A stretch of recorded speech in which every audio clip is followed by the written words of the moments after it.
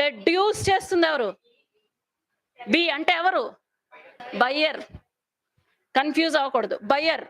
Buyer deduce చేస్తాడు. ఈ deduce చేసిన ట్యాక్స్ ఎక్కడికి వెళ్ళిపోద్ది? Very important concept. So bit coin అంటే ఇవన్నీ ఎక్కడ జరుగుతాయి? ఒక ప్లాట్ఫామ్ మీద జరుగుతుంది, బిట్ కాయిన్ ప్లాట్ఫామ్. అవునా? లేకపోతే ఎరిత్రియం ఉంది, ఎరిత్రియం కాయిన్స్. సో ఎరిత్రియం ప్లాట్ఫామ్స్ మీద జరుగుతుంది. సో వాటి యొక్క పర్టికులర్ ప్లాట్ఫామ్స్ మీద జరుగుతుంది. అలా జరిగేటప్పుడు నువ్వు ఆ ప్లాట్ఫామ్ మీదకి వెళ్ళి బిట్ కాయిన్ ఎక్స్చేంజ్ సంబంధించిన ఏమైనా డీలింగ్స్ చేయాలనుకున్నావు అనుకో, ఏం చేయాలి? నువ్వు ఆ ప్లాట్ఫామ్ మీద రిజిస్టర్ అవ్వాలి కదా. నువ్వు ఆ ప్లాట్ఫామ్ మీద రిజిస్టర్ అయ్యేటప్పుడే you have to submit your PAN, your permanent account number, PAN card details. PAN card details ని సబ్మిట్ చేయాలి. If PAN card details submit చేయకపోతే అయితే ఈ ప్లాట్ఫామ్ ఏం రూల్ పెట్టదు. ప్లాట్ఫామ్ కి అనవసరం, ప్లాట్ఫామ్ కి బిజినెస్ చేయడం ఇంపార్టెంట్. ఇన్ కేస్ ఇక్కడున్న మెంబర్స్ ఎవరైతే జాయిన్ అయ్యారో, let us think that BC is not registered under PAN or B not registered under PAN. PAN registration చేసుకోలేదు ఆ ప్లాట్ఫామ్ మీద, కానీ నెగోషియేషన్స్ చేశారు. So negotiations are registered on the platform. అవునా? Negotiations కానీ ఆ బిజినెస్ ట్రాన్సాక్షన్ కానీ will be recorded on the platform. So అలా పాన్ అకౌంట్ నంబర్ లేకుండా ట్రాన్సాక్షన్స్ జరిగితే then the deduction of tax will be 20%. అంటే సి కొనే ముందు బికి పాన్ ఉందో లేదో చెక్ చేయాలి. పాన్ లేకపోతే 20% ట్యాక్స్ ని రెడ్యూస్ చేసి గవర్నమెంట్కి వేసేయాలి. Getting my point? So pan ఉంటే ఎంత పర్సెంట్ వేస్తాం? 1% రెడ్యూస్ చేస్తాం. సేమ్ అంతే మన ఇన్కమ్ ట్యాక్స్ రేట్స్ కూడా అంతే. ఇన్కమ్ రిటర్న్స్ ఫైల్ చేయలేదనుకో, 5% ట్యాక్స్ కట్ అవుతుంది. 5% ఆన్ దట్ స్లాబ్. ఇన్కమ్ కి స్లాబ్ రేట్స్ ఉంటాయి కదా, స్లాబ్ రేట్స్. ఈ ఇన్కమ్ నుంచి ఈ ఇన్కమ్ కి ఈ పర్సంటేజ్ ఆఫ్ ట్యాక్స్ కట్టాలి. Some A to be income అయితే ఎక్స్ కట్టాలి, ఎక్స్ పర్సంటేజ్. ఓకే, నాకు తెలీదు, చెక్ చేయండి ఆ స్లాబ్ రేట్స్ ఏంటో. బి టు సి అయితే వై పర్సంటేజ్ ఆఫ్ స్లాబ్స్. అంటే నువ్వు ఈ స్లాబ్ లో పడితే ఈ రేట్ కడతావు. ఒకవేళ నువ్వు ఇన్కమ్ రిటర్న్స్ నువ్వు ఫైల్ చేయలేదు, అప్పుడు ఏమవుతుంది? ఈ ట్యాక్స్ స్లాబ్ ఎంత పర్సంటేజ్ ఉంటుందో దాని plus 5%. Okay, am I clear? So virtual digital asset ని ఇలా కంట్రోల్ చేద్దాం అనుకుంటున్నారు. చూద్దాం ఇంప్లిమెంటేషన్ లో ఏమొస్తాయో కష్టాలు. This is peer to peer tax deduction. Individual to individual tax deduction. అదే article. The clarifications or the rules and regulations are set by CBDT, Central Board of Direct Taxes.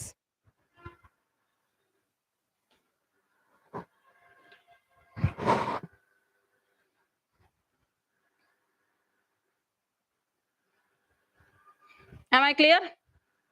So next article ki veldam. Sri Lanka next. నిన్న చెప్పాల్సిన articles ఏంటి? Gig economy and GST compensation mechanism చెప్దాం. So Sri Lanka halts fuel sales for 2 weeks. Sri Lanka దరిద్రమైన situation లోకి వెళ్ళిపోయింది. Complete economic crisis.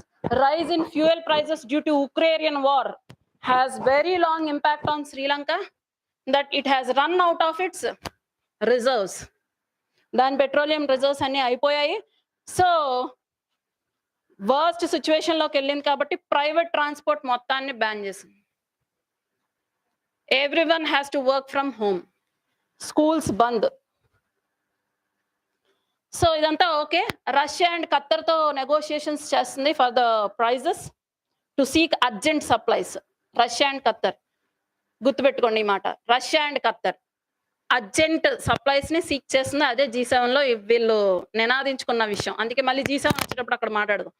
So possibility of securing petrol and diesel supplies that are required by Sri Lanka at present on an urgent basis. అయితే India వరకు వచ్చేద్దాం.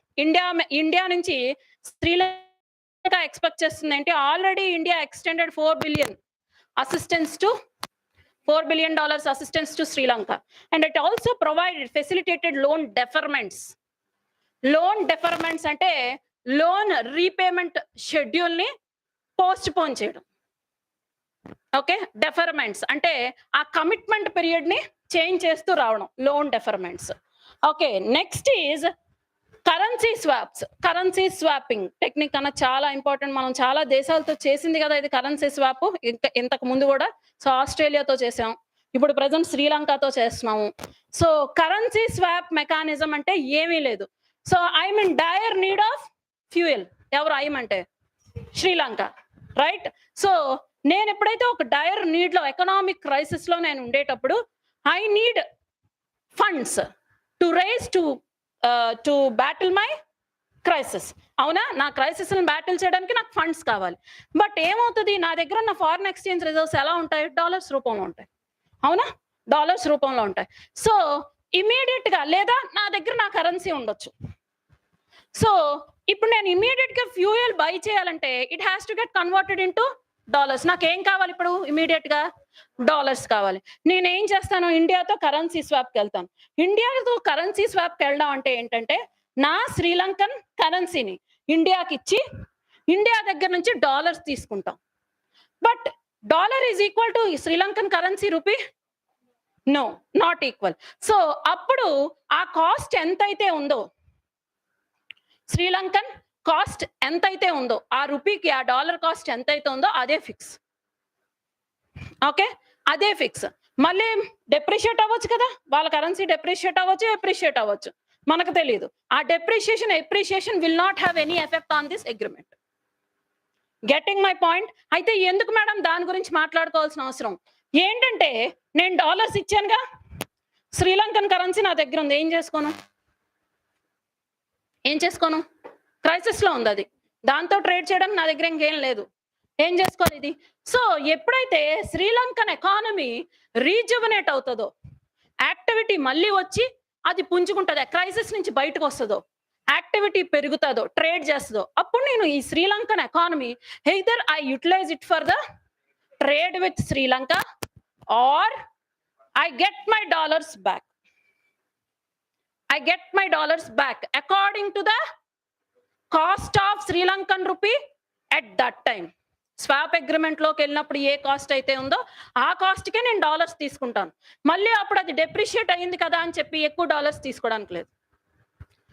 So currency swap agreement వల్ల ఆ కంట్రీకి ఉండే ఉపయోగం ఏంటి? Immediate need will be addressed. అవునా?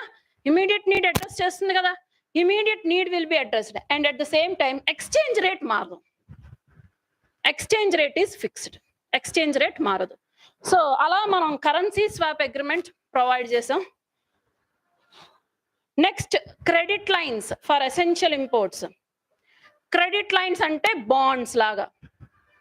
క్రెడిట్ లైన్స్ అంటే ఇంత కాస్ట్ అయింది, మీరు ఎప్పుడో యాక్టివిటీ ఉండేటప్పుడు ఇంత అమౌంట్ ఇవ్వండి. అప్పు ఇచ్చేటప్పుడు మనం సంతకం చేయించుకుంటాం కదా, it like bond papers. So ఆ పేపర్స్ మీద సంతకం చేసి తీసుకుంటాం కదా, అలా కొంత క్రెడిట్ లైన్ కూడా సప్లై చేస్తుంది శ్రీలంకకి. అది చాలా important. Credit line worth of $500 million fuel import కి ఇండియా ప్రొవైడ్ చేసిన credit line to Sri Lanka. Done, we're done with that article. అంతకు మించి మనం పెట్టడానికి ఏం లేదు బుర్ర. సో రెస్ట్ అంతా China's economy recovering as a small point. ఏం లేదు, జాబ్లెస్ గ్రోత్ ఉంది చైనాలో కూడా, జాబ్లెస్ గ్రోత్ ఉంది. జాబ్లెస్ గ్రోత్ ఉంటే ఏమవుతుంది? Solid foundation to the economy ఉండదు. ఎక్కడో ఒక దగ్గర economy has to face the cascading effect. Cascading effect అంటే అలా కింద నుంచి వచ్చే ఫ్యాక్టర్స్ నుంచి నెమ్మదిగా ట్రిపుల్ డౌన్ అయ్యే అవకాశం ఉంటుంది. అర్థమవుతుందా? అలా ట్రికల్ డౌన్ అయ్యే అవకాశం ఉంటుంది కాబట్టి అంటే cascading effect. One factor may effect the other factor. ఈ cascading effect may lead to trickle down of that economy. So ఆ జాబ్లెస్ గ్రోత్ సరికాదు అని చైనా అఫీషియల్ ఎవరైనా లీ క్వియాంగ్ ఎవరంట? ఆయన ఏంటంట చూడలేదు నేను. సో ఆయన ఏంటో మనకు అనవసరం. ఆయన చెప్పిన వెరీ ఇంపార్టెంట్ పాయింట్ అది. ఎప్పుడైతే జాబ్లెస్ గ్రోత్ ఉంటుందో it will have a cascading effect and trickle down effect on the economy. So immediate గా China has to concentrate on its economy in such a way that it has to offer job opportunities ఇవ్వాలి దాని population కి. Okay, next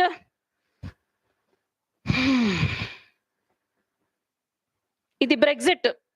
independence vote in 2023 Scotland. Brexit మీద చాలా పెద్దది వచ్చేటప్పుడు మాట్లాడదాం.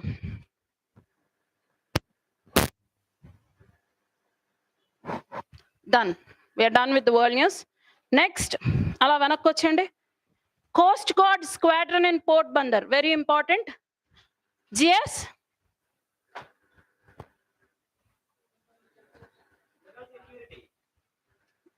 GS2 రా, డిఫెన్స్. ఇంటర్నల్ సెక్యూరిటీ కాదు, defence. GS3 defence, science and technology. So coast guard squadron in port Bandar, very important. The port Bandar based squadron అంటే ఏమి లేదండి, ఒక పెద్ద రెజిమెంట్ నుంచి, నేవల్ రెజిమెంటో ఆర్మీ రెజిమెంటో, ఒక పెద్ద రెజిమెంట్ నుంచి, ఆర్మడ్ రెజిమెంట్ నుంచి ఒక small group will be sent for a particular purpose on a particular mission. ఒక పర్టిక్యులర్ మిషన్, ఒక రెజిమెంట్ నుంచి చిన్న యూనిట్ ని తీసి పర్టిక్యులర్ మిషన్ కి పంపిస్తే దాన్ని మనం స్క్వాడ్రాన్ అంటాం. Okay, so these squadrons are for the search and rescue operations. ఒకటి సెర్చ్ అండ్ రెస్క్యూ ఆపరేషన్స్. అంతేకాకుండా stealth frigates, keel laying, very important ఇవన్నీ. కీల్ లేయింగ్, స్టెల్త్ ఫ్రిగేట్స్ అంటే these are the frigates. These are the stealth frigates అంటే weaponised boats. So weaponised boats, ఇందులో ఈ squadron యొక్క main purpose అంటే search and rescue ఒకటి. And the next very important operation is to detect the enemy presence. అంటే surveillance purpose కూడా ఉంది. Okay, surveillance purpose కూడా ఉంది అక్కడ చూడండి. సో ఈ squadron advanced light helicopter MK3s, 835 squadrons of indigenous made, very important. Indigenously made, advanced. Indigenous అనేటప్పుడు star వేసుకోవాలి ఇంకా దానికి. అడ్వాన్స్డ్ లైట్ హెలికాప్టర్ ఏం లేదు, హెలికాప్టర్స్ అంటే దీంట్లో ఇంక టెక్నాలజీ చెప్పడానికి ఏం లేదు. Okay, advanced light helicopter MK3. ఎందుకంటే రేడార్ టెక్నాలజీ, సోనార్ టెక్నాలజీ, ఈ టెక్నాలజీస్ అన్ని హెలికాప్టర్ లో ఎంబైబ్ అయి ఉన్నాయి. ఓకే, సో ఆ కిందకు వచ్చినట్టయితే indigenously developed by Hindustan aeronauticals limited. ఆ కిందకు వస్తే state of the art equipment. State of the art equipment అంటే ఏం లేదండి. State of the art, the technology used for it, state of art, the technology, that indigenous technology used for the particular purpose of that land, adi state of art. మనకి maths కావాలి, we use maths. So మన particular purpose ఏంటి? కాదు, state of art అంటే the state means the land needed technology. High ended technology అంటే ఇంకా land లో ఆ టెక్నాలజీ తప్ప ఇంకేం లేదు. Okay, so that is the state of art equipment, including advanced radar and including under high end technology. State of art ante high end technology aithe including under kada, right? So state of equipment, advanced radars enduku oka certain range of radiations spread aye range varaku ఒకవేళ enemy related ఎటువంటి equipment అయినా, ఎటువంటి presence అయినా ఆ radar లోకి వస్తే వెంటనే recognise చేస్తుంది. రేడార్ అంటే range of radiations. Okay, electro optical sensors అర్థమైపోయింది. లైట్ డిటెక్టెడ్ సెన్సార్స్ అంటే నైట్ టైం కూడా ఆపరేషన్స్ కండక్ట్ చేయొచ్చు. ఆప్టికల్ సెన్సార్స్ కదా, నైట్ టైం కూడా కండక్ట్ చేయొచ్చు. Shakti engine, and full glass cockpit. అగో కనిపిస్తుందిగా పేపర్‌లో. కాక్పిట్ అంటే తెలుసుగా? The front unit of the aircraft. The front unit where they operate the aircraft is called cockpit. ఆయన కూర్చునేదాన్నే కాక్పిట్ అంటారు. Every essentials will be at their hands. That is called cockpit. So ఆ గ్లాస్డ్ కనిపిస్తుందిగా, ఇంక మనకి complete గా కనిపిస్తుంది. High intensity search light, advanced communication system, automatic identification system and search and rescue Homer. Aeroplanes వెళ్ళి సముద్రాల మీద తప్పిపోతున్నాయి. Right, మొన్న ఏదో జరిగింది ఎక్కడ కొలంబియా. రైట్, కొలంబియాలో 25 నాటికల్ మైల్స్ లో దే కండక్టెడ్ ఓఎన్జీసీ కదా, మందే కొలంబియా, మందే. I have seen somewhere that ఓఎన్జీసీకి సంబంధించిన ఎంప్లాయీస్ చనిపోయారు. 25 నాటికల్ మైల్స్ దూరంలో క్రాష్ అయిపోయింది అది ఫ్రమ్ ద కోస్ట్. ఏంటమ్మా సంతాపమా? నెక్స్ట్కి వచ్చేదా? Next, undertake maritime reconnaissance. Reconnaissance means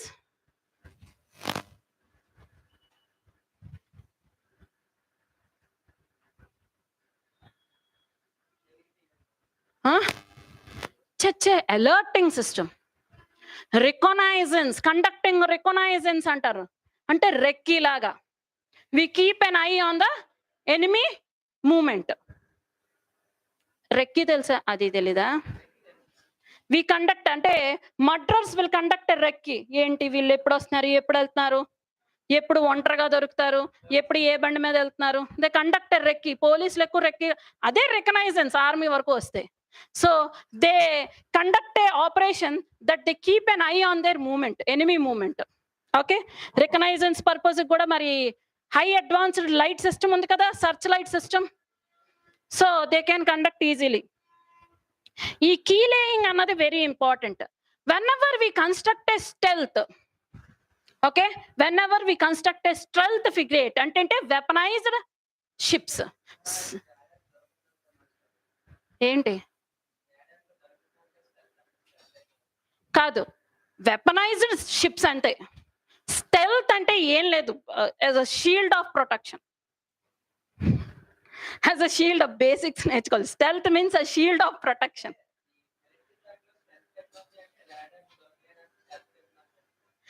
radar కు దొరకకపోతే ఏం చేయాలి?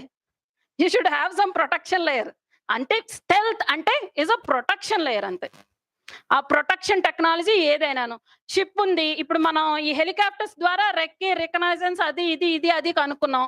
Enemy entered into our radar, ఏం చేయాలి? We have some frigates, right?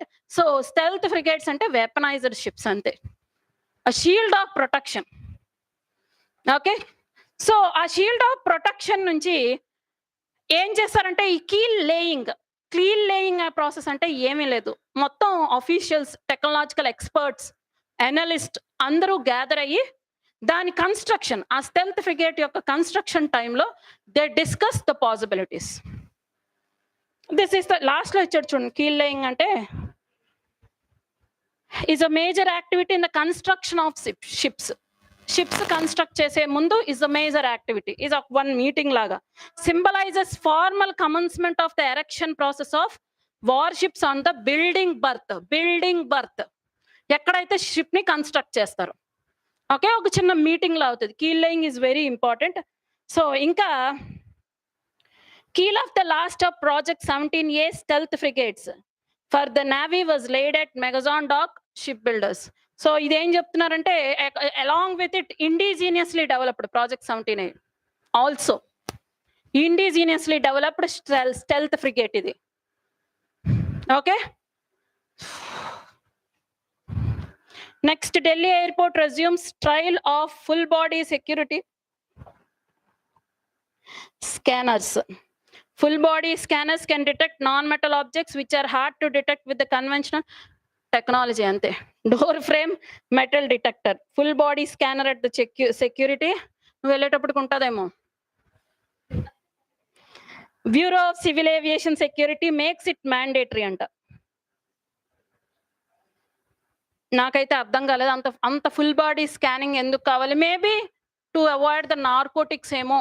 Narcotics smuggling గాని, బాడీ స్మగ్లింగ్స్ చేస్తారు కదా, బాడీలీ స్మగ్లింగ్స్. ఆ బాడీలీ స్మగ్లింగ్స్ కోసం ఏమో మరి ఈ బాడీ స్కానర్స్ ఇంపార్ట్ చేస్తున్నారు. ఎప్పుడు సినిమా లేదా? సో నెక్స్ట్ శ్రావ్య తర్వాత చెప్దు కానీ cinema knowledge. Next, so to behead man for social media post. ఈ నుపూర్ శర్మ కేసు వల్ల చూస్తావా ఆల్రెడీ సోషల్ మీడియాలో? పనికొచ్చేవి చూడవు Prashanti. Hate crime this is. So topic of hate crime. Okay, GS paper 1 hate crime ఒక టాపిక్ ఉంది మనకి. అలా ముందుకు వచ్చేయండి 11th పేజ్. సో ఏం లేదు, స్టోరీ చెప్తాను చూడండి మీరు. ఇలాంటి చెత్త మనకి ఎంత ఇంట్రెస్ట్. నుపూర్ శర్మ ఈ ఎవరు, ఈ క్యాలిఫాట్ ఎవరు, this one Islam head prophet Mohammed. So ఈ ప్రొఫెట్ మొహమ్మద్ యొక్క ఆరిజిన్ గురించి మాట్లాడింది. ఎందుకు మాట్లాడిందో తెలియదు, అప్పటి నుంచి మొదలైంది ఈ చెత్త. So man not a super power, prophet Muhammad is also a man like us. అంతేకాకుండా ప్రొఫెట్ మహమ్మద్ ఏం ప్రీచ్ చేశాడు, it led to the terrorism అని కూడా కామెంట్ చేసింది. అంటే terrorism has its roots, very long roots in to the Muslim laws, right? ఏంటా Muslim laws was preached by prophet Muhammad, right? So అంత unethical person, how he can be a god to a religion అని comment చేసింది నుపూర్ శర్మ. నవ్వకూడదు, మొత్తం world మొత్తం దాన్ని దుమ్మెత్తిపోసింది. వెంటనే తను suspend చేశారు నుపూర్ శర్మని. సో నుపూర్ శర్మని సపోర్ట్ చేస్తూ దిస్ గై కృష్ణ కన్నయ్యలాల్ పేరులోనే ఉంది, ఇంకో రిలీజియన్ కదమ్మా షైనీ, ఇంకో religion, traces of another religion. So ఈ కన్నయ్యలాల్ సపోర్టెడ్ నుపూర్ శర్మ. ఇంట్రెస్టింగ్ గా ఉందమ్మా. నుపూర్ శర్మని సపోర్ట్ చేశాడు. సపోర్ట్ చేస్తూ those are not the baseless statements అని చెప్పి ఏదో కామెంట్ చేయడం జరిగింది. అంతే, ఇంకెలా ఇద్దరు ముస్లిం అబ్బాయిలు వెళ్ళి ఆయన టైలర్ షాప్లోనే బీహెడ్ చేసి సోషల్ మీడియాలో ఆ మర్డర్ని అప్లోడ్ చేసి పెట్టారు.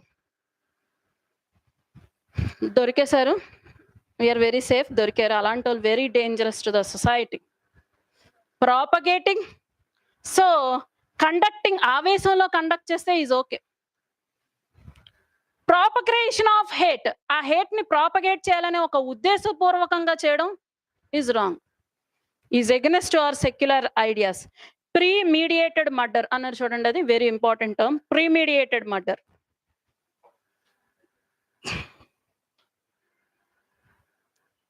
ఇప్పుడైతే ఉదయపూర్లో కంప్లీట్ గా కర్ఫ్యూ నడుస్తుంది.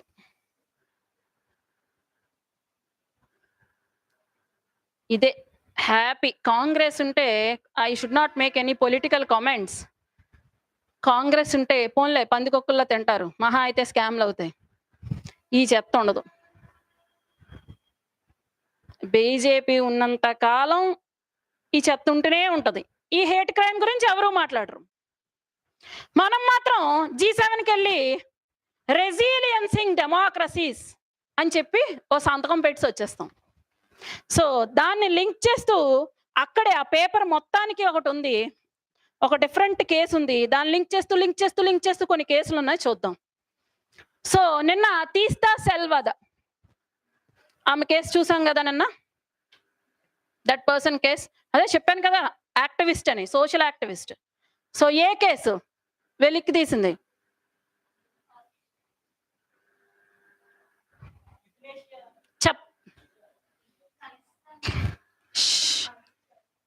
వెరీ గుడ్, ఏదో ఒకటి గుర్తున్నాయి మీకు.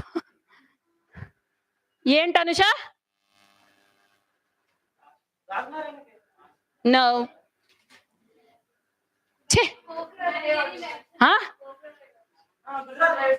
గుజరాత్ ట్రైన్ రయోట్స్ తెలుసా? అసలు గుజరాత్ రయోట్స్ ఏంట? 2002 ఊచకోత కోసారు తెలుసు కదా, the most famous Chetan Bhagat novel 3 mistakes of life is about. అందులో చెత్త కావాలి మనకి, అంతేగాని గుజరాత్ రయోట్స్ ని హైలైట్ చేశాడు, ఆయన నరేట్ చేశాడు, అది వద్దు మనకి. మిగతా ఫిక్షన్ అంతా కావాలి. ఫిక్షన్ తో పాటు ఒక ఫ్యాక్ట్ ను కూడా ఆ నవల్లో ఆయన చూపించాడు గుజరాత్ రయోట్స్ గురించి. ఓకే, కైపోచే మూవీ ఎవరు చూసారు? సుశాంత్ సింగ్ రాజ్పుట్, కైపోచే. మనం అవి చూడం, RRR నా చెత్త చూస్తాం. అందులో ఏముందయ్యా ఆ రాకీ మూవీలో? KGF. సో జనగణమన అని ఒక మూవీ వచ్చింది, చూసామా? అది చూడం. చెప్పరా దేని మీద?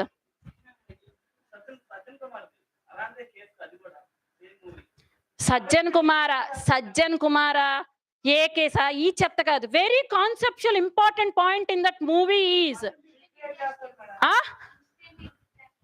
no, an accused cannot be convicted until he is proved guilty. అది ఇంపార్టెంట్ పాయింట్. అందులో వదిలేండి, మీకు చెప్తంతా గుర్తుంటది. The centre point of that movie is, ఎప్పుడు క్లాస్ లో నేను చెప్పేదే, accused cannot be convicted until he is proved guilty. ఆ నలుగురి ఎన్కౌంటర్ కేసులో కూడా అంతే, they are even not produced in the court.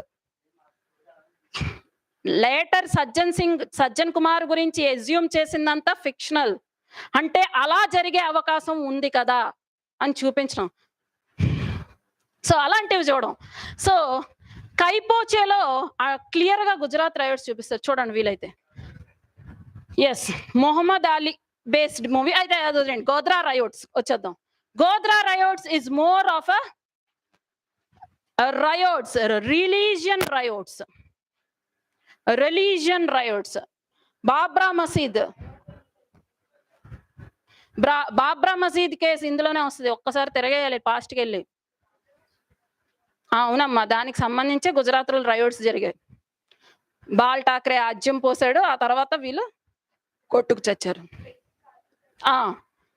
వాళ్ళు దర్గాకు వెళ్తున్నప్పుడు వాళ్ళని తగలబెట్టారు. వీళ్ళు బాబ్రా మసీద్కి, అంటే రామ్ జన్మభూమిని సందర్శించుకోవడానికి వీళ్ళు వెళ్తున్నప్పుడు వీళ్ళని తగలబెట్టారు. ఓకే, సో వాట్ ఎవర్ దాన్ని వదిలేసండి.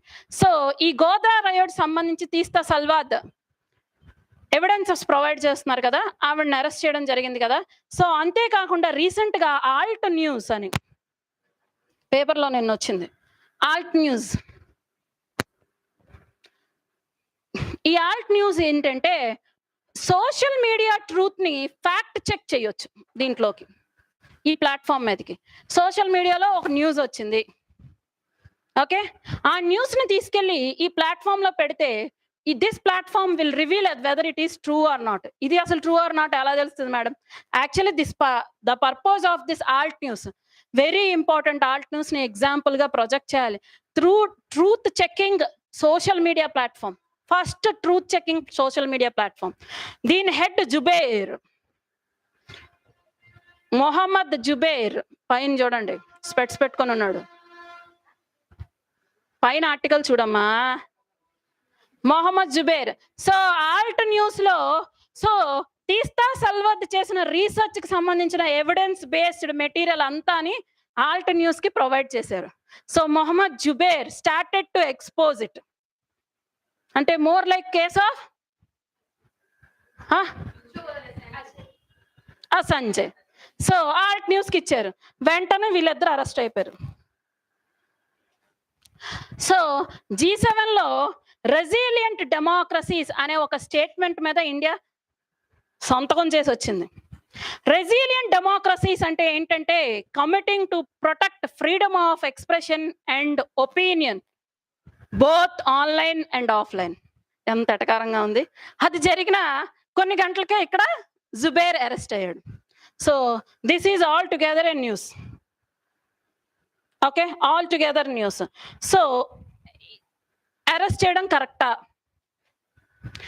Is he spreading disinformation or misinformation or right information? Check అయిందా? అవ్వలేదు, డైరెక్ట్ గా అరెస్ట్ చేశారు. సో దాని మీద చాలా అంటే రివోల్ట్ లెగుస్తుంది. ఏంటంటే it is against the again what investigative journalism అంటే right to article 19(1)(a right to freedom of speech and expression ని వైలేట్ చేస్తుంది అని చెప్పి ఇప్పుడు రివోల్ట్ జరుగుతుంది. కొంచెం ముదిరి మన దగ్గరికి రాని ఈలోపు మనకు తెలియాలని చెప్పాను.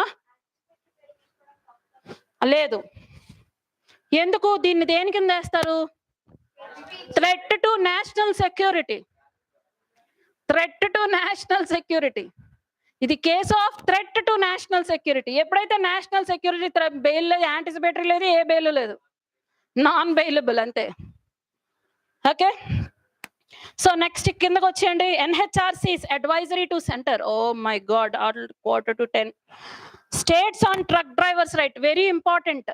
అంటే చూడండి, this is the example of conversion of formal sector, informal sector into a formal sector. అంటే నేచర్ ఆఫ్ ఫార్మల్ సెక్టార్ ఏవైతే ఫీచర్స్ ఉంటాయో అది ఇన్ఫార్మల్ సెక్టార్ కూడా అడాప్ట్ చేసుకోవడానికి ట్రై చేస్తుంది. ఆల్రెడీ మొన్న మనం మాట్లాడాం లేబర్ కోడ్స్ మొన్న క్లాస్లో. సో ఏంటి labour codes? Code on wages, code on social security, code on health, code on relations, code on relations, code on opportunities, health. Okay, so ఈ కోడ్స్ అన్నిట్లో ఫస్ట్ ఏం చెప్పాను? Code on wages and social security అన్నాను కదా. Wages ఎలాగా వీళ్ళకి guarantee ఉండదు, వీళ్ళు వర్క్ చేస్తే వేజ్ ఉంటుంది, లేకపోతే ఉండదు. ఇన్ఫార్మల్ సెక్టార్ మోస్ట్లీ కదా. సో ఫస్ట్ టైం వీళ్ళ సోషల్ సెక్యూరిటీ గురించి మాట్లాడడం చూసాం మనం. చూడండి ఇక్కడ ఎక్కడ ఉంటుంది social security. So protection from exploitation. చూడండి ఇక్కడ rightful entitlement of truck drivers.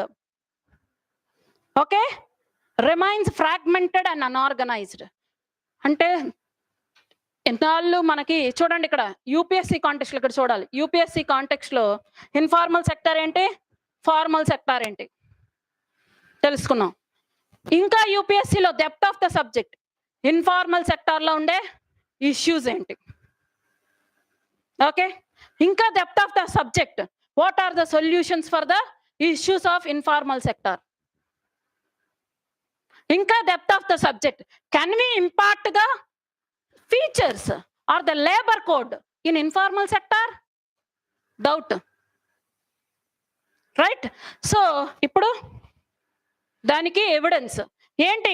Yes, we can impart the features of formal sector into the informal sector. What are organised and unorganised sectors in economy? Organised, ఇప్పుడు formal and informal నేను చెప్పాను. What are organised and unorganised sectors? ఈ నాలుగు ఒకటేనా కాదా? Difference ఏమైనా ఉందా? ఏంటా డిఫరెన్స్? చదివేయడమే కానీ ఎప్పుడూ ఈ డౌట్ మనకు రాదు. alike, yes, informal and unorganized are alike, but there is some difference. Informal formality we speaks in the terms of labor. అర్థమవుతుందా? ఇన్ఫార్మల్ అండ్ ఫార్మల్ అని ఎవరి కాంటెక్స్ట్ లో మాట్లాడతాం? లేబర్ కాంటెక్స్ట్ లో మాట్లాడతాం. సబ్జెక్ట్ లో క్లారిటీ ఉండాలి. ఆర్గనైజ్డ్ అండ్ అన్ఆర్గనైజ్డ్ అని ఎవరి కాంటెక్స్ట్ లో మాట్లాడతాం? Sector concept. Sectors in the economy are been divided into organized and unorganized. So ఈ సెక్టార్స్ లో ఉండే లేబర్ అంతటిని, అంటే ఒక ఆర్గనైజ్డ్ సెక్టార్ లో ఇన్ఫార్మల్ లేబర్ ఉంటారా? ఎందుకు ఉంటారు? ఒక కంపెనీలో మూటలు మోసేవాడు ఉండడా? Is he not an informal sector? Informal labour. అర్థమవుతుందా డిఫరెన్స్? అర్థమవుతుందా? ఈవెన్ దో ఆర్గనైజ్డ్ అంటే ఫార్మల్ సెక్టార్, అన్ఆర్గనైజ్డ్ సెక్టార్ అంటే ఇన్ఫార్మల్ సెక్టార్, బట్ దాని యొక్క కాంటెక్స్ట్ డిఫరెన్స్ తెలియాలి. Clear difference in the context. Okay, so that is in the form of context of formal and informal labour. So organised, unorganised sectors of economy. So article మీరు చదివితే వాళ్ళు తీసుకొచ్చే important changes ఏంటో మీకు తెలిసిపోతాయి. Insurance, accident insurance cover చేయాలంటున్నారు. Accident, life threatening insurance. యాక్సిడెంట్లో ఏమిటి, ఇంజ్యూర్ అయితే ఇంజురీ ఇన్సూరెన్స్ తీసుకురావాలంటున్నారు. అంతేకాకుండా హైవే మీద 40 కిలోమీటర్స్కి ఒకటి రెస్ట్ రూమ్ కానీ, ఏవో చెప్పారు, మెకానిక్ షాప్స్ కానీ, టాయిలెట్స్ కానీ, పార్కింగ్ ఏరియాస్, రెస్ట్ స్టాప్స్, ఇవన్నీ ప్రొవైడ్ చేయాలి. See indirectly they are targeting what, informal sector కాదు. These are the areas where the crime will breed, criminality will breed. అర్థమవుతుందా? These are the breeding grounds for criminality. So ఎప్పుడైతే breeding grounds ని formalise చేసేస్తామో ఏమవుతుంది, crime rate తగ్గే అవకాశం పెరుగుతుంది. Getting my point? ఆ ప్రయత్నంలే, అందులో ప్రయత్నమే. ఇదంతా ఆన్సర్ కన్స్ట్రక్షన్ లో చాలా ఇంపార్టెంట్, మెయిన్స్ ఆన్సర్ కన్స్ట్రక్షన్ లో. ఆ ఆర్టికల్లో మీరు అది చూడగలగాలి. అర్థమవుతుందా? ఇంకొక 2 weeks లో నేను ఈ ఓరియంటేషన్ ఆపేస్తాను, పేపర్ ఓరియంటేషన్. ఈ పేపర్ ఓరియంటేషన్ ఏంటంటే పేపర్లో మీ ఇన్సైట్స్ పెంచడానికి మాత్రమే. Okay, each and every topic నేను చెప్పలేను. సో ఆ ఇన్సైట్స్ జాగ్రత్తగా పేపర్ని మీరు తెచ్చుకుని ఫాలో అయితే మీకు తెలుస్తుంది పేపర్ చదివేటప్పుడు ఆ ఇన్సైట్స్ ఎలా బుర్రలో, యూపీఎస్సీ ఇన్సైట్స్ ఎలా పెట్టుకోవాలో. Getting my point? So next పక్కకు వస్తే, so this was the advisory given by NHRC to సెంటర్కి చెప్పింది human rights commission, national human rights commission. National human rights commission constitutional, non constitutional?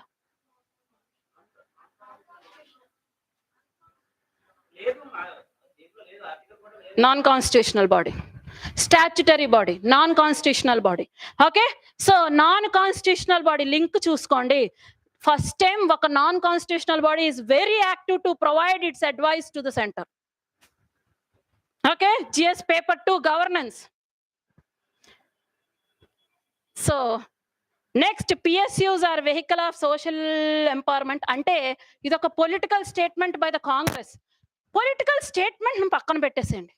ఆ statement ఎవరిచ్చారు ఏంటి, కాంగ్రెస్ ఇస్తే అసలే పట్టించుకోకూడదు. But we have some facts. చూడండి, facilitate privatization of public sector banks with an exit clause for the central government.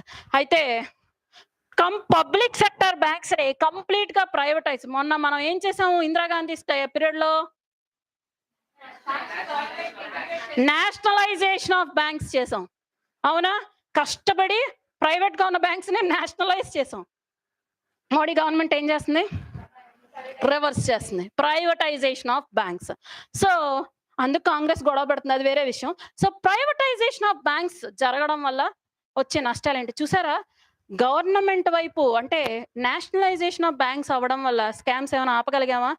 వాధ్వన్ scam చెప్తానన్నాను కదా, that is the biggest bank scam in Indian history.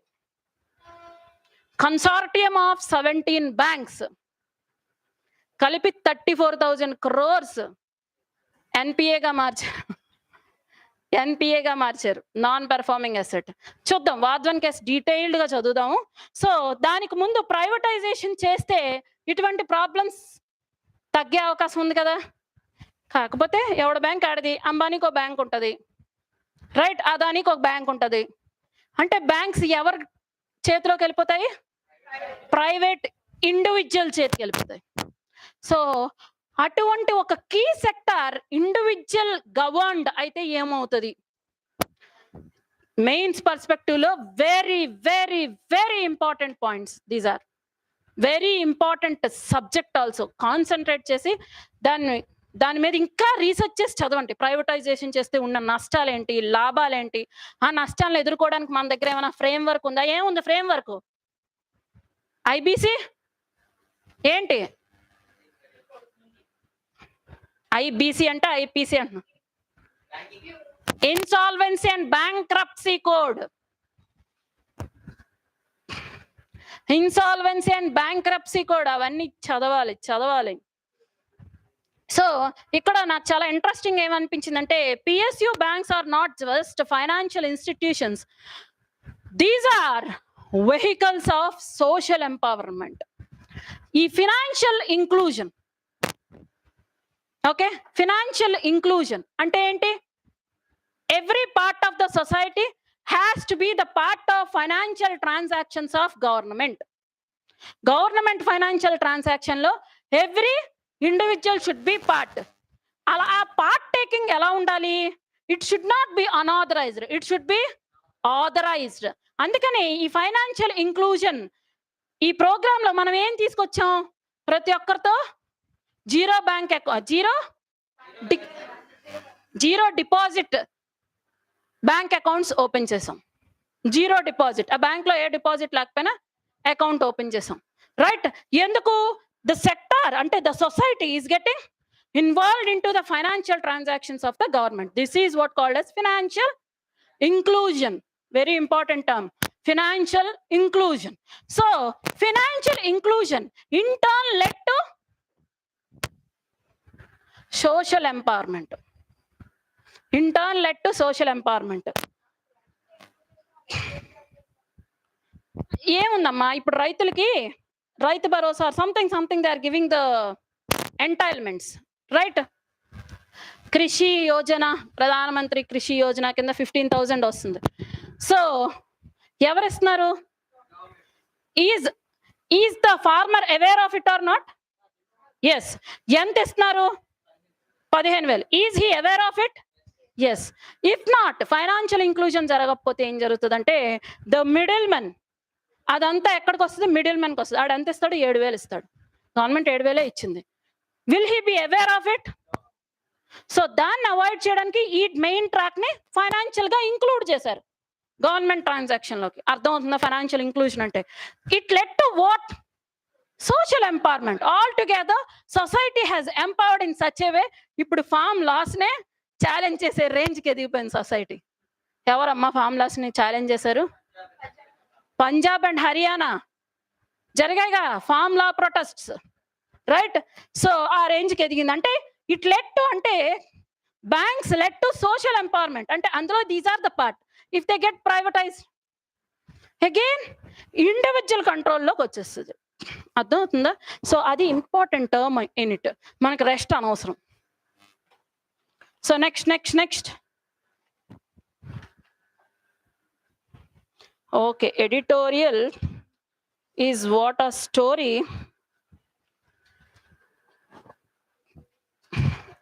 Very important supreme court story. Again supreme court అంటున్నారు నువ్వు overreach అవుతున్నావు, నువ్వు అనవసరంగా వేలాడుతున్నావు. The judicial intervention should strengthen anti defection law, not undermine it. The essence of time.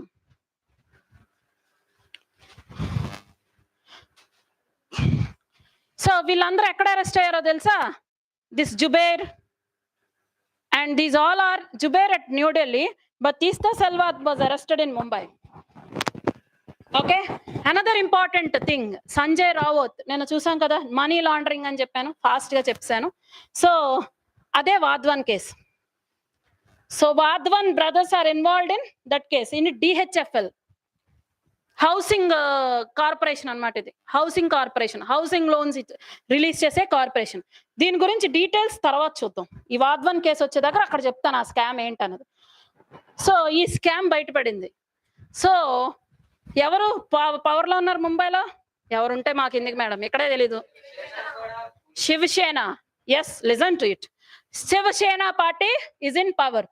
కాకపోతే ఎప్పుడైతే Sanjay Rawat issue అవ్వడం, చాలా మంది టార్గెట్ అవ్వడం under the money laundering, round tripping of that amount జరిగింది అని అంటున్నారు. Round tripping. సో ఈ మనీ లాండరింగ్ కేసులో ఎప్పుడైతే వీళ్ళు వచ్చారో anti rebels in Shiv Sena party formed, rebels against them. Okay, ఈ యాంటీ రెబెల్స్ ఏం చేశారు? శివసేన పార్టీని రిజైన్ చేశారు. సో రిజైన్ చేసి they separated into a different group. ఎక్కడికి షిఫ్ట్ అవ్వలేదు. So when they separated into a different group, some sort of defection, but still they didn't join any party. ఇంకో party ఏంటి? Sharad Pawar led BJP. Okay, Sharad Pawar BJP కాదు, ఏంటది? National democratic front, NDF. National democratic front next opposition, highest opposition, తర్వాత BJP. ఎవరు అంటే వీళ్ళ alignment ఉంది కానీ కలలేదు. శరద్ పవార్ వెనక్కి తీసుకున్నాడు. పొలిటికల్ వైపు వెళ్ళిపోతున్నాం వద్దు. శరద్ పవార్ వెనక్కి తీసుకున్నాడు. కోయలిషన్ అయితే లేదు వాళ్ళిద్దరి మధ్య. So he is the next opposition. ఇంకా ఆ గ్యాంగ్ లోకి ఇంకా వీళ్ళు చేరలేదు. సో ఇలా రైవల్స్ అవుతున్నాయి. అయితే సడన్ గా డెప్యూటీ స్పీకర్ లైవ్ లోకి వచ్చి వీళ్ళందరినీ anti defection grounds schedule 10 under schedule 10 anti defection law these are being suspended.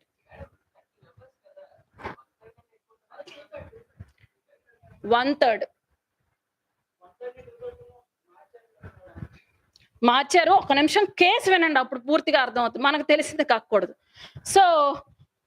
So these are been suspended under anti defection. ఇప్పుడు మీ పాయింట్ ఏంటి? 1/3 2/3 ఏంటి?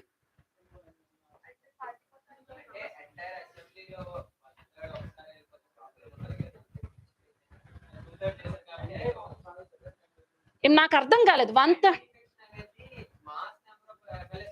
కాదు, యాంటీ డిఫెక్షన్ కెన్ బి, అందుకే అడిగాను మిమ్మల్ని.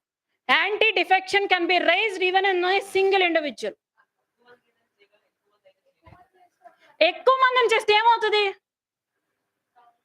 No confidence motion. ఎక్కువ మంది డిఫెక్ట్ అయ్యారంటే అర్థం ఏంటి? No confidence on the government. అది నో కాన్ఫిడెన్స్ లోకి వెళ్ళిపోద్ది. అది పక్కన పెట్టేసేయండి. డిఫెక్షన్ అంటే స్టిక్ టు ద డిఫెక్షన్, రెండు కాన్సెప్ట్స్ కలిపే. ఓకే, సో ఆల్మోస్ట్ 1/3 2/3 రేంజ్ కి వెళ్ళారంటే అది నో కాన్ఫిడెన్స్. మనం పాలిటీ చదవడం లేదా? ఇంకా లేదు, వస్తుంది. ఏం లేదు, మనం గవర్నమెంట్ కి ఎగనెస్ట్ గా గవర్నమెంట్ మీద కాన్ఫిడెన్స్ లేదని చెప్పి opposition no confidence motion pass చేస్తుంది. అప్పుడు government has to prove itself on the floor. ఆ ఫ్లోర్ లో గవర్నమెంట్ ప్రూవ్ చేసుకుంది అనుకో, నా గవర్నమెంట్ మీద చాలా మందికి కాన్ఫిడెన్స్ ఉంది అని, ఆ గవర్నమెంట్ నించుంటది. ఒకవేళ నో కాన్ఫిడెన్స్ మోషన్ లో ప్రూవ్ చేసుకోలేకపోతే ఏమవుతుంది? గవర్నమెంట్ పడిపోద్ది, రీఎలక్షన్స్ వస్తాయి. ఓకే, సో ఇది కాన్సెప్ట్, మన రెగ్యులర్ స్టాటిక్ కాన్సెప్ట్. అది పక్కన పెడితే ఇక్కడ ఏమైందంటే, ఇక్కడ ఈ కాంటెక్స్ట్ లో ఏమైందంటే యాంటీ డిఫెక్షన్. డిఫెక్షన్ అంటే ఏంటి? Defected MLA. డిఫెక్షన్ అంటే ఏంటి? Defected MLA. ఎందుకు అది డిఫెక్టెడ్ లెజిస్లేటర్? బికాస్ వాడు ఎలక్షన్స్ లో నించునేటప్పుడు ఎవరి వైపు నించున్నాడు? ఒక పార్టీని రిప్రజెంట్ చేస్తూ నించున్నాడు, రైట్? సో ఆ పార్టీని రిప్రజెంట్ చేసేటప్పుడు ఆ పార్టీ పట్ల నీకు ఎఫిలియేషన్ ఉంటుందా ఉండదా? ఖచ్చితంగా ఉంటుంది, అవునా? సో నిన్ను బట్టి వేయొచ్చు, ఇండివిజువల్ బట్టి వేయొచ్చు, లేదా వెనకున్న పార్టీ బట్టి వేయొచ్చు, లేదా పార్టీ తెచ్చిన ప్రోపగాండా బట్టి వేయొచ్చు. ఓకే, పార్టీ తెచ్చిన ప్రోపగాండా బట్టి వేయొచ్చు. సో అంటే ఆ మూడిట్లో ఏదో ఒకటి నచ్చి కదా మనం ఓటేస్తాం. అలాంటిది ఈ రోజు నువ్వు, నీకే హక్కు ఉంది ఈ పార్టీని వదిలెళ్ళే హక్కు. అంటే ఏంటి? ఇండైరెక్ట్ గా what you are doing? Defecting the voters. ఏం చేస్తున్నావు? You are cheating the voters, right? So that is called as defection. For that we have a law called anti-defection law under schedule 10 in our constitution. So anti-defection law prakaranga speaker will handle this defection. If speaker thinks so, no defect chesavu ante, he can give the final judgment on the defection. Manakunna rule prakaranga entante, Supreme Court cannot involve in the cases of anti-defection. మరి supreme court role ఏంటి? ఒక్కసారి anti defection final decision speaker ఇచ్చిన తర్వాత then it can be subjected to judicial review. Then it can be subjected to, అంతే కదా మన constitution లో ఉన్న డాక్టర్ ఏంటి? డాక్టర్నా చెక్స్ అండ్ బ్యాలెన్సెస్.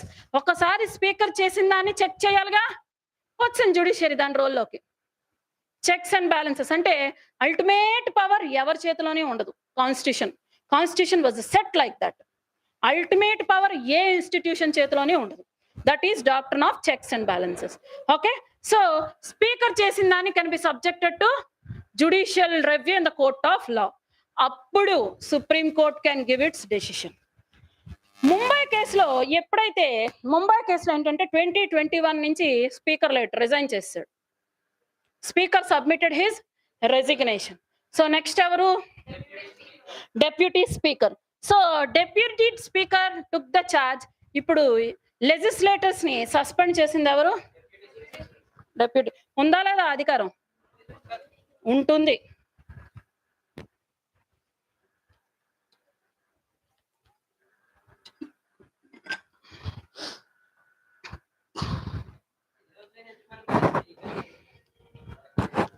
అరెస్ట్ చేయలేదా?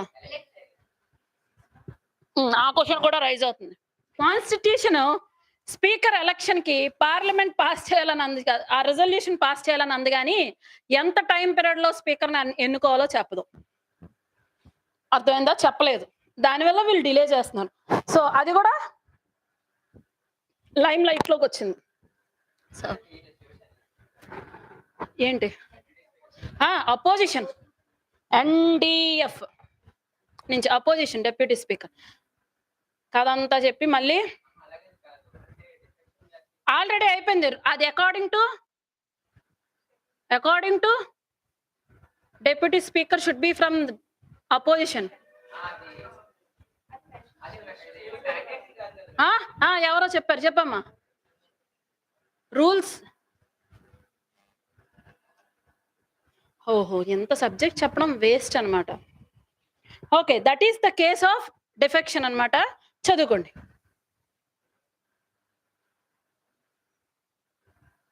అంత కష్టపడి చెప్తే rules to conduct business of house. ఎవరు లేరా క్లాస్లో? ఇదంతా కొత్తగానే వింటున్నారా? ఏం దేవిక, విన్నావా? డెప్యూటీ స్పీకర్ చెప్పుకున్నావు కరెక్ట్గా ఎగ్జామ్ ముందు.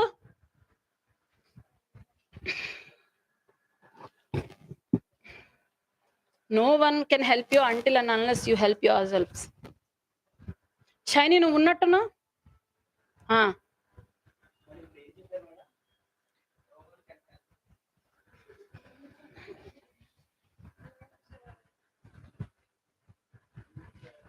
Rules to conduct business of house ప్రకారంగా deputy speaker should be from leader of opposition. Okay, next. So according to that deputy speaker anti defection law కింద డిఫెక్ట్ చేశారు. సో సుప్రీంకోర్టు ఇంటర్వ్యూన్ అయ్యి ఏం చేసిందంటే interim order ఒకటి release చేసింది.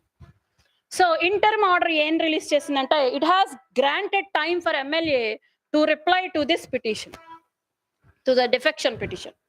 So defection petition ని, ఈ నోటీస్ ని 15 days లో రిప్లై ఇవ్వాలి అని ఎమ్మెల్యేస్ కి ఇంటర్మ్ రిలీఫ్ ప్రొవైడ్ చేసింది. And the next is very important article. నాకైతే ఇంట్రెస్ట్ లేదు చెప్పడానికి. 6 affidavits from rebels and counter affidavits from deputy speaker on normal. So deputy speaker కి స్పీకర్ చేసే అంత పెద్ద యాంటీ డిఫెక్షన్ చేసే రైట్ లేదు అని వీళ్ళు అంటున్నారు. Can not decide on disqualification of legislators అని లెజిస్లేటర్స్ వాదిస్తున్నారు. ఎందుకంటే ఇక్కడ ఉన్న ఇంకొక ఇంపార్టెంట్ క్వశ్చన్ ఏంటంటే speaker cannot defect a legislator if there is a notice against him for his removal. Deputy speaker removal కి ఎప్పుడైతే నోటీస్ ఉంటుందో అసెంబ్లీలో అప్పుడు స్పీకర్ కెనాట్ డిఫెక్ట్. ఎందుకు? ఆల్రెడీ డిప్యూటీ స్పీకర్ మీద రిమూవల్ ఉంది. అర్థమవుతుందా? సో వీళ్ళు డిఫెక్షన్ జరగక ముందే ఒక 15 days బిఫోర్ ఏం జరిగిందంటే డిప్యూటీ స్పీకర్ కి ఎగనెస్ట్ గా రెజల్యూషన్ పాస్ చేశారు ఫర్ హిస్ రిమూవల్. సో అది ఉంటుండగా he can not pass A notice on legislators. అందుకే సుప్రీంకోర్టు ఇంటర్వ్యూన్ అయింది. ఇందుకు ఇంటర్వ్యూన్ అయింది ఇది సాల్వ్ చేయడానికి. సరే, సో ఆఫ్టర్ దాట్, సో ఇది రెండు చెప్పింది కదా, డెప్యూటీ స్పీకర్ కి కౌంటర్ అఫిడవిట్ ఫైల్ చేయమంది, వాళ్ళకి అఫిడవిట్స్ ఫైల్ చేయమంది. అఫిడవిట్స్ అంటే ఏం లేదు, ఇన్ సపోర్ట్ ఆఫ్ దెమ్ అంతే. డైరెక్ట్ సుప్రీంకోర్టు, స్పీకర్ తర్వాత సుప్రీంకోర్టుకి వెళ్ళిపోవాల్సిందే. సో ఇంపార్టెంట్ విషయం ఏంటంటే ఇక్కడ సుప్రీంకోర్టు చేయాల్సింది ఏంటి? జస్టిస్. ఏం చేసింది? ఇన్జస్టిస్. ఎలా ఇన్జస్టిస్ అంటే it has given time for 15 days. 15 days before deputy speaker మీద రెజల్యూషన్ పాస్ అవ్వలేదు అని డెప్యూటీ స్పీకర్ అంటారు. వీళ్ళు మాత్రం ఆల్రెడీ రెజల్యూషన్ పాస్ చేశాము అని అంటారు. ఎందుకంటే ఈ 15 days relief is enough for them. అవునా? డిప్యూటీ స్పీకర్‌కి ఎగైనెస్ట్‌గా రెజల్యూషన్ పాస్ చేసే అవకాశం ఇచ్చినట్టే కదా సుప్రీం కోర్టు. అంటే అప్పుడు పాస్ అయిందా లేదా తెలీదు. అవునా? ప్రయర్ నోటీస్ ఇస్తాంగా 14 days ప్రయర్ నోటీస్ డిప్యూటీ స్పీకర్‌కి. మరి డిప్యూటీ స్పీకర్‌కి ప్రయర్ నోటీస్ రాలేదు. డిప్యూటీ స్పీకర్ రిమూవల్‌కి మనం రెజల్యూషన్ పాస్ చేస్తే దానికి 14 రోజుల ముందు నోటీస్ ఇవ్వాలి డిప్యూటీ స్పీకర్‌కి. మిమ్మల్ని రిమూవ్ చేయడానికి మేము రెజల్యూషన్ పాస్ చేస్తున్నాము అని. అటువంటి నోటీస్ ఏమీ సర్వ్ అవ్వలేదు డిప్యూటీ స్పీకర్. ఆ?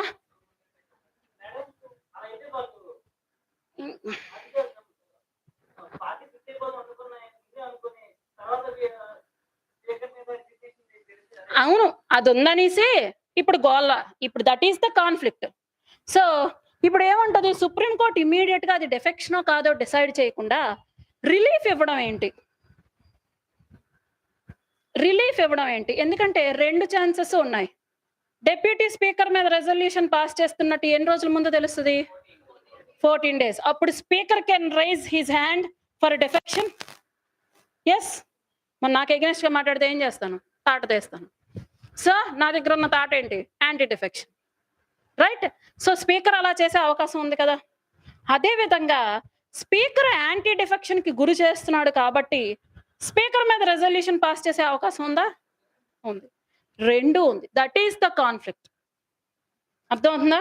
So that is the biggest conflict. ఆ కాన్ఫ్లిక్ట్ ని సాల్వ్ చేయకుండా సుప్రీం కోర్ట్ లేమ్ గా ఒక అంటే ఇంటర్మ్ ఆర్డర్ ఇవ్వడం ఆర్ ఇంటర్మ్ రిలీఫ్ ఇవ్వడం ఈజ్ రాంగ్ అని చెప్తా. అదే judicial intervention should strengthen anti defection law, not undermine it. అంటే రిలీఫ్ ఆర్డర్ ఇచ్చి ఏం చేసింది? అండర్మైన్ చేసింది యాంటీ డిఫెక్షన్ లాని. అంతేగాని స్ట్రెంగ్తన్ చేయలేకపోయింది కదా. సో దీనిలో ఉండే ఇంపార్టెంట్ రూలింగ్స్ ఏంటో చూద్దాం. సో ఇంపార్టెంట్ రూలింగ్స్ ఏంటంటే కిల్హోటా జడ్జ్మెంట్ ఆల్రెడీ చెప్పాను ఒకసారి, ఇంతకు ముందు కూడా చెప్పాను. Kihoto judgement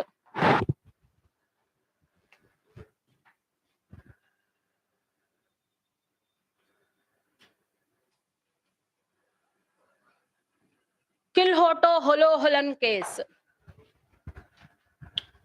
judgment. According to that judgment, Supreme Court upheld the power of Speaker. Supreme Court చెప్పింది ఏమని? Until and unless speaker decide చేసే వరకు యాంటీ డిఫెక్షన్ మీద ఎటువంటి జుడిషియల్ రివ్యూకి సబ్జెక్ట్ చేయకూడదు. అంటే సుప్రీం కోర్ట్ ఆ judiciary should not involve in to that case. So final order has to be subjected to the judicial review. Final order was given by speaker was subjected to the judicial review. అంతేగాని ఈ process అంతా కాదు. అంటే defect చేసే అవకాశం ఎవరికి ఉంది? స్పీకర్కి. ఆ డిఫెక్షన్ అంతా చేసి ఆ ఆర్డర్ ఇవ్వాలి. సో అప్పుడు సుప్రీం కోర్ట్ ఏం అబ్జర్వ్ చేయాలి? Whether he defected or not, whether he defected or not, whether he defected or not కదా. అంతేగాని it should not raise questions on the defection process conducted by speaker. ఆయనది final decision కదా. ఆయన procedure మీద raise చేయకూడదు hands. చేయాల్సింది ఏంటి? Whether he is defected or not. అర్థమవుతుందా? ప్రొసీజర్ మీద కాకుండా డెసిషన్ మీద మాట్లాడాలి. సో ఫైనల్ జుడిషియల్ రివ్యూకి ఏది సబ్జెక్ట్ అవుతుంది? Decision of the speaker, not the procedure followed by the speaker. So అది కిల్హోటో హోలోహన్ కేసులో చెప్పింది.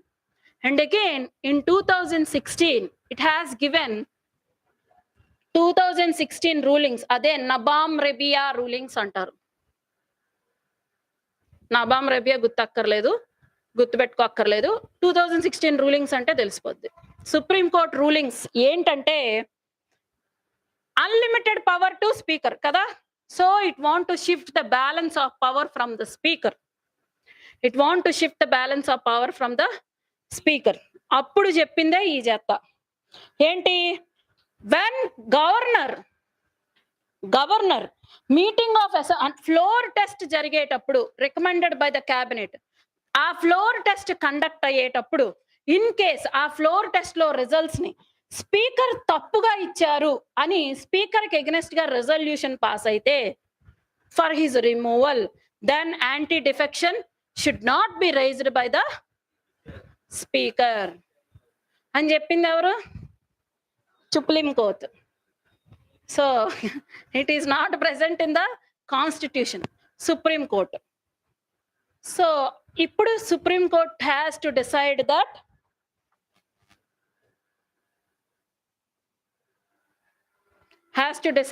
క్వశ్చన్. స్పీకర్ మమ్మల్ని డిఫెక్ట్ చేస్తాడని వీళ్ళు రెజల్యూషన్ పాస్ చేసే అవకాశం ఉంది, వీళ్ళు రెజల్యూషన్ పాస్ చేస్తారని డిఫెక్ట్ చేసే అవకాశం ఉంది. మరి దాన్ని ఎలా తప్పించాలి? అది అటువైపు కదా సుప్రీం కోర్ట్ వర్క్ చేయాలి. అదే ఈ article. Supreme court has to work in that direction అని చెప్తున్నాను. Done, we're done. ఫ్రంట్ పేజ్లో ఇంపార్టెంట్ ఆర్టికల్స్ చెప్తాను, చదవండి. In what context it is important చెప్తాను. Very very important. Provide body cameras to record process of arrest. Preventive detention, process of arrest ని check చేయడానికి body cameras to the investigating officers కి provide చేయమంటుంది high court, Karnataka high court. Very important directives. చాలా యాక్టివ్గా ఉంది judiciary, చాలా యాక్టివ్గా ఉంది జ్యుడిషియరీ. ఏం చెప్తుందో కూడా తెలియకుండా చెప్తుంది. ఆ పక్కనేనమ్మా ప్రొవైడ్ బాడీ కెమెరాస్. ఈ హైకోర్టు ఈ డైరెక్టివ్స్ ఇస్తే ఇంకో హైకోర్టు ఇంకో డైరెక్టివ్స్ ఇచ్చేస్తారు. చితక్ కొట్టేస్తున్నారు అసలు లెజిస్లేటివ్ని. సో పోలీస్ అఫీషియల్స్ కి బాడీ కెమెరాస్ వేసుకొని తిరగమంటున్నారు. ఎందుకంటే to avoid unusual arrests, to avoid unusual. పోలీసులు అంటే ఎందుకు మనకి భయం? Unusual power left with them కదా. సో ఆ పవర్ని స్క్రూటినైజ్ చేయాలి. స్క్రూటినైజ్ చేయాలంటే కెమెరాలు వేసుకొని, అంతేకాకుండా మైక్రోఫోన్ కూడా ఉండాలన్నారు టు రికార్డ్ దట్ సౌండ్. ఆ కాన్వర్జేషన్ ఏం జరుగుతుంది ఏంటి అంటే దీని పుణ్యాన్ని పోలీసు దగ్గర నుంచి బూతులు అయితే తగ్గుతాయి, ఇది కానీ ఇంప్లిమెంట్ అయితే. ఆ భాష అసలు వర్ణాతీరం, దాన్ని వర్ణించలేము, సావలేము. So very interesting. Police reforms మొన్న మాట్లాడాం పేపర్, క్వశ్చన్ పేపర్ డిస్కషన్లో. CrPC reforms, NJT Srinivas, CrPC reforms, right. So ఇది one of the police reform, one of the police reforms. Tick పెట్టుకోండి, చదవండి, చదివితే అర్థమవుతుంది. అంతేకాకుండా ఇదేం లేదు, కర్ణాటకలో ఒక పర్సన్ని హ్యాండ్ కప్స్ వేసి తీసుకెళ్లారు. Later on his proved unguilty. So ఎప్పుడైతే ప్రూవ్డ్ అన్గిల్టీ, ఆయన అడుగుతున్నాడు ఇప్పుడు నా పోయిన పరువుని ఎవరు తీసుకొస్తారు? ఎందుకు హ్యాండ్ కప్స్ వేయకూడదు, హ్యాండ్ కప్స్ వేయకూడదు తెలుసు కదా, rule of supreme court. Handcuffs use చేయకూడదు ఇప్పుడు. సో వాళ్ళు హ్యాండ్ కప్స్ యూజ్ చేశారు. So investigation against the police department has to provide the compensation unlawfully handcuffing in public place.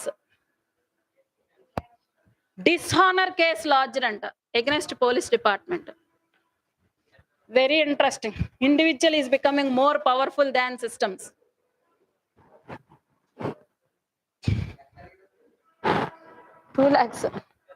చదువు article చదువు, తర్వాత చదవండి. సరే ఇక్కడికి వచ్చేయండి. LDF government allows discussion on gold row. The Swapna's allegation. కేరళలో గోల్డ్ స్మగ్లింగ్ స్కాండల్ ఒకటి జరిగింది. ప్లెయిన్ గా ఉంది ఆర్టికల్, చదివితే అర్థమవుతుంది. It's very important. Intelligence warning ప్రకారంగా జరిగింది, ఒకసారి చదవండి తెలుస్తుంది. ఓకే, ఇది కూడా అంతే. Mass murder a lethal blow to Maoist movement in AOB region. అంత ఇంపార్టెంట్ కాదు ఈ యూపీఎస్సీ పర్స్పెక్టివ్ లో. అక్కడ ఇంపార్టెంట్ విషయం ఏంటంటే లెఫ్ట్ వింగ్ ఎక్స్ట్రీమిజం. సో యూపీఎస్సీలో ఒక సేయింగ్ ఉంది, G7 ఒకటే ఇంపార్టెంట్ ఆర్టికల్ ఉండిపోయింది, పొలిటికల్ ఇంటర్ఫీరెన్స్ ఒకటి ఉండిపోయింది. I'm unable to cover. So ఎందుకు లెఫ్ట్ వింగ్ ఎక్స్ట్రీమిజం ఇంపార్టెంట్ అంటున్నానంటే కాంటెక్స్ట్ చూడండి. ఇక్కడ ఆర్టికల్లో ఏముందో తర్వాత చదువుకోండి, కాంటెక్స్ట్ చూడండి. Andhra Pradesh is a very good example in controlling left-wing extremism. Left-wing extremism ni control ante entama left-wing Maoism. Okay, left-wing extremism ante Maoism. Idi topic of internal security paper. Internal security paper 3. Okay, left-wing extremism. So ఈ Maoism ని అరికట్టడంలో the best process was followed by AP. ఏపీని చూపిస్తూ ఛత్తీస్గఢ్కి, ఒడిస్సాకి, west బెంగాల్కి అదే process ని follow అవ్వమని చెప్పి చంద్రబాబు ఏమైనా మంచి పని చేసినట్టు ఇదే. సో అదే ప్రాసెస్ ని కానీ ప్రొసీజర్ ని ఫాలో అవ్వమని చెప్పి సెంటర్ గైడ్ లైన్స్ ఇష్యూ చేసింది. Very important left wing extremism. అందులో ఏపీ యొక్క very important initiative is induction of Greyhounds. These are trained with guerrilla warfare tactics. Guerrilla warfare tactics. Very important. Guerrilla warfare tactics were followed by very important famous figure. International guerrilla warfare ayina India lo, but but it has come into the action. Genghis Khan is famous for guerrilla warfare tactics. ఆ తర్వాత మరాఠాస్ అంటే దాన్ని తీసుకున్నారు. And international లెవెల్లో important figure guerrilla warfare. బొమ్మలు వేసుకొని తెగ తిరిగేస్తారు. Che Guevara. Guerrilla warfare tactics the best గా యూజ్ చేశాడు ఆయన. సో గొరిల్లా వార్ఫేర్ టాక్టిక్స్ రాసుకోవాలమ్మా, వాళ్ళందరూ ఫిగర్సా రాసుకోవాలి. వెరీ ఇంపార్టెంట్ హిస్టారికల్ ఇది. సో ఆ గొరిల్లా వార్ఫేర్ టాక్టిక్స్ ని గ్రే హౌండ్స్ టీమ్ కి నేర్పించి ట్రైన్ చేసి మొత్తానికైతే మావోయిజం ను తీసుకొచ్చారు. ఇంకా and at last Andhra Odisha border region లో అశోక్ అంటే the head of the regiment అనకూడదు, ఆర్మడ్ రెజిమెంట్ అంటాం. సో దీన్ని ఏమంటాం? Check it out.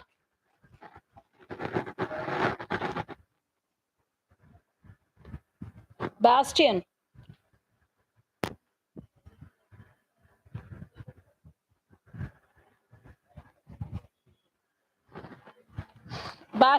ఏంటంటే ఇంకో ఇంపార్టెంట్ మెజర్ ఏంటంటే ఏపీ యొక్క ఇంపార్టెంట్ మెజర్ ఒకటి గ్రే హౌండ్స్ టీమ్ అయితే ఇంకొకటి ఇంపార్టెంట్ మెజర్ ఏంటంటే PDS system. Incorporating PDS system in the tribal areas. So tribals are supporters of extremist, right? So వాళ్ళని సపోర్టర్స్ కింద తప్పించాలంటే ఒకటే, వాళ్ళ రిక్వైర్మెంట్స్ ఫుల్ఫిల్ చేయాలి. సో అటువంటి రిక్వైర్మెంట్స్ వాళ్ళని మెయిన్ ల్యాండ్ కనెక్ట్ చేయడం, కనెక్టివిటీ త్రూ రోడ్స్. సో అంతేకాకుండా పీడిఎస్ ని అక్కడ వరకు తీసుకెళ్ళడం, అంటే గవర్నమెంట్ బెనిఫిట్స్ ఏవైతే ఉన్నాయో ట్రైబల్ ఏరియాస్ వరకు తీసుకెళ్ళడం. So it all led to the development of tribals. In turn it led to the disconnect between tribals and Maoist. అదొక strategy, very important strategy in dealing with left wing extremism. Okay, so ఈ రెండు important. Article important కాదు, left wing extremism important. Okay, Jal Jeevan mission ఉంది, ఒకసారి చూడండి. Jal Jeevan mission and G7 to cap Russia's income from oil sales. Gig economy అవ్వలే. So ఇవన్నీ either on Saturday కానీ Monday కానీ కంప్లీట్ చేస్తాం. అనుష టాపిక్స్ రాయ్. గిగ్ ఎకానమీ, ఇంకా ఏంటి, నిన్న ఏంటి, GST compensation, very important topics అవి. G7 ఆయిల్ సేల్స్ చదివితే అర్థం అవుతుంది, స్టిల్ అర్థం కాకపోతే డన్.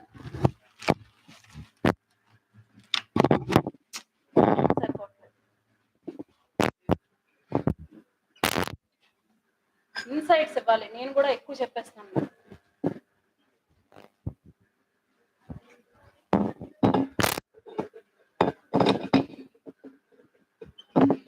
hours 3 hours లో చేయాల్సిన పని 1 hour లో చేస్తే ఎలాగే ఉంటుంది.